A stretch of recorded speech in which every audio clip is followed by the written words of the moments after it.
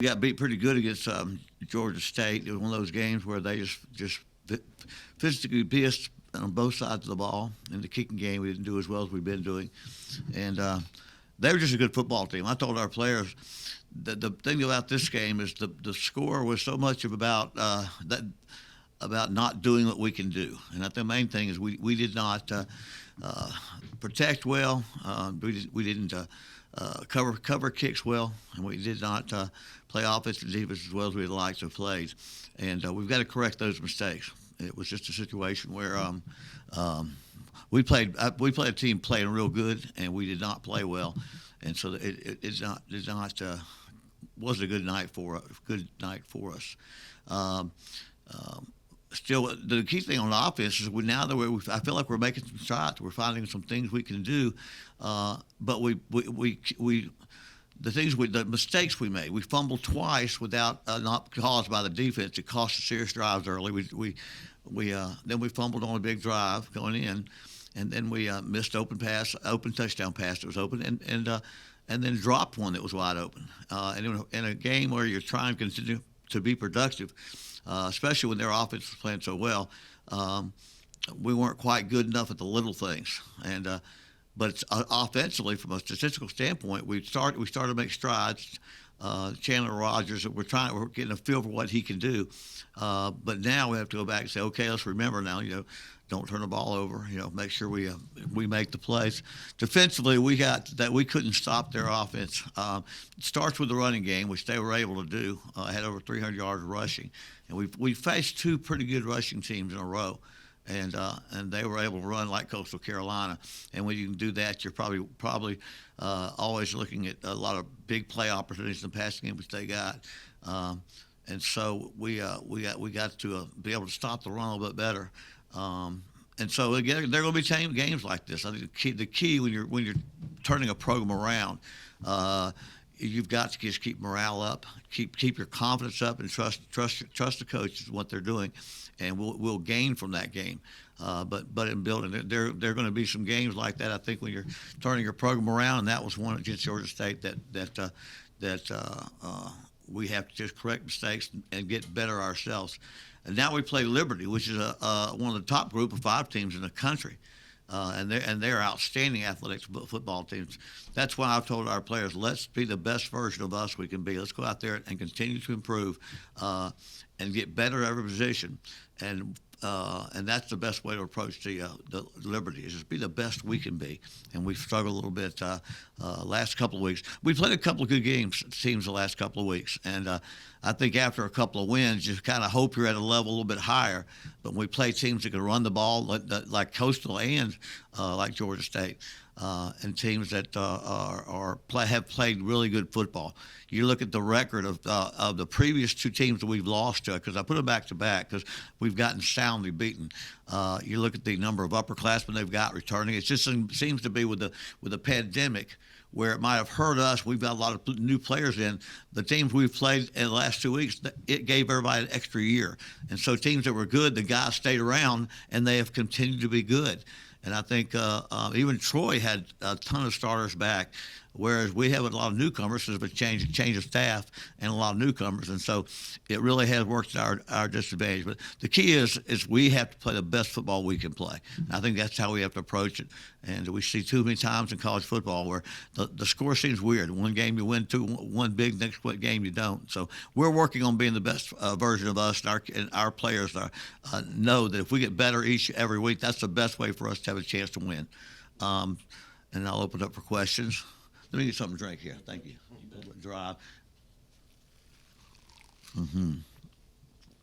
All right. Besides resources, Liberty, how do they kind of put this program together? Mm-hmm. How they put theirs together? They just made a strong commitment. I remember back when they started football, and I played against Liberty back in the '80s. They had just started football, but they made a strong commitment for football, and they've really they've had a great program for the last maybe 10 years. They've had a good program, but they've made a commitment to their football team. They got good football players, and they've got a few years of experience. The biggest thing they've got is quarterbacks. The quarterback's one of the best in the country. He can run and throw. He's physical. As an NFL prospect, he's got so much talent. So it all begins with the quarterback and their ability to play. And this quarterback is exceptional, running and throwing the football, and he's very hard to stop. And so it's a great challenge for our defense. The way that we have to stop that quarterback. He's where the key. Most of the teams that are playing very, very well are teams that have an established quarterback or a quarterback that's got great talent. That's where it starts with Liberty. Their quarterbacks is everything about them, but on offense. Their defense is just strong, though. The defense is strong all over that. They're very athletic, and you can tell they've had years to put this thing together, and they've done a great job doing that.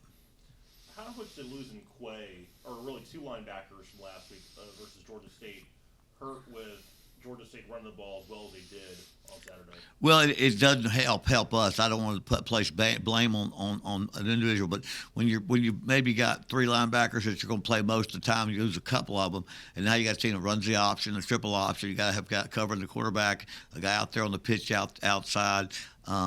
It doesn't hurt when you start losing those type of players. We can't afford to lose players. I think both teams had a couple of targeting calls.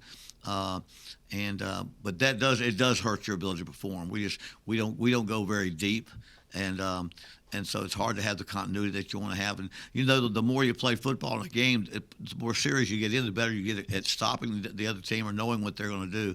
And so that ended up being a little bit of a hindrance to our defense. Again, they have a very good running attack. If you look at what they've done, even in their losses, they had like 267 yards versus Auburn. 290, I think, versus Charlotte, and that's what they do and do a good job. I think as much as it is the linebackers, we have not gotten. We need to be stronger stopping the run overall as a defense. And I think if you look at Jackson State and Troy, they weren't strong running teams. The two teams that have come in here have been strong running teams, and once they establish that, not just up the middle, up at the option outside, it kind of allows them to control the game. So I think we've got to emphasize blocking and tackling and stopping the run again to give us a chance to get in better down and distance situations. In terms of having three quarterbacks played on Saturday, Mm-hmm.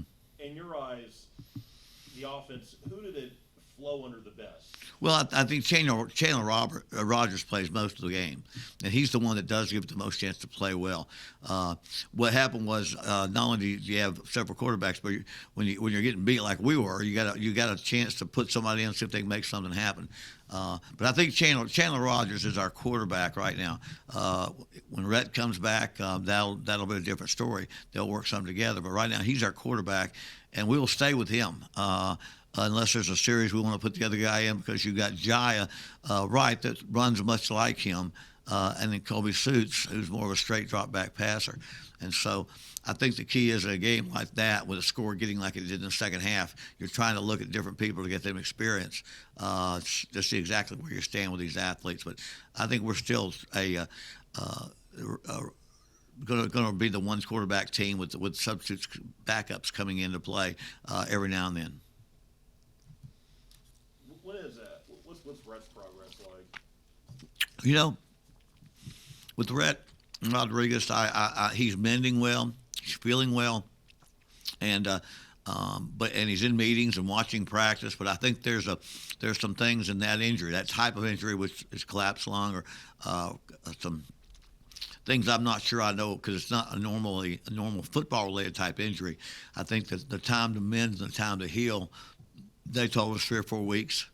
But I hate to put a time limit on it, because you don't know when he's going to be ready to go, when it's safe to go, because he walks around. He doesn't like he's in a sling or in a cast. He's got some, and the problem has been eliminated, but it's an internal thing where you have to have everything healed properly. So we're kind of day by day with that, and we're not anticipating him being back this week.